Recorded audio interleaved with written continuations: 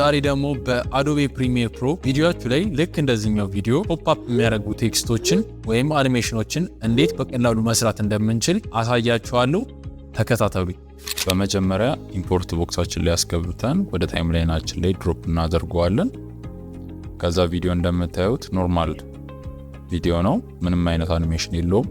ከዛ ሬክታንግል ቱላችን ጋር በመግባት ልክ እንደዚች አይነት ሬክታንግል እንሰራለን።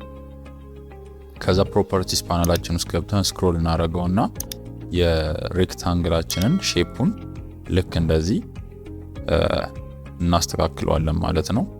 ከዛ በመቀጠል ሌየራችንን ፔን ቱል ጋር በመግባት ልክ እንደዚህ 3 ፖይንቶችን ስንሰራ የቴክስት ግራፊክስ ያደርግልናል እንደምትመለከቱት።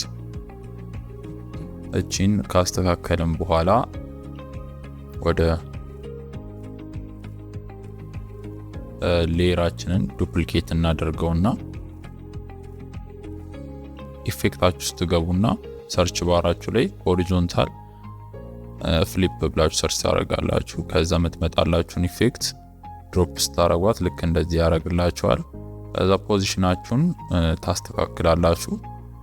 እንደምታዩት የቴክስት ግራፊክስ ለዚህ ከሰራን በኋላ አሁን ቪዲዮአችንን ኢፌክት ኮንትሮላችን ጋር ሄደን ፖዚሽናችንን ክሊክ እናደርጋትና ኪ ፍሬም ፈጥረን ልክ እንደዚህ እንደምታዩት ስክሪናችን ላይ እንዲስተካከል ራሱ ከፍ ዝቅ እንዲል ኪ ፍሬም ሰርተን እናስተካክለዋለን ማለት ነው።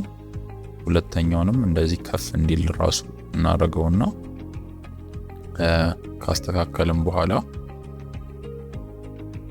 እንደምትመለከቱት ከዛ ቴክስታችሁ ውስጥ ገቡና ደግሞ እዛው የምትፈልጉትን ቴክስት ጽፋላችሁ።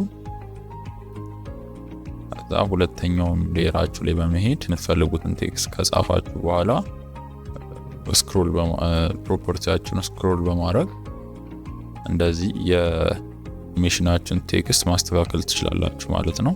ከዛ ፕሌይ ብላችሁ ስታዩት ልክ እንደዚህ አሪፍ የሆነ ቪዲዮ ይሰጣችኋል ማለት ነው። የተለያዩ የቪዲዮ ኤዲቲንግ ቲፖችን ማግኘት ከፈለጋችሁ ይህንን ቻናል ሰብስክራይብ ማድረጋችሁ እንዳትረሱ። አስተያየትና ጥያቄ ካላችሁ ኮሜንት ሴክሽን ላይ አስቀምጡልኝ። አመሰግናለሁ።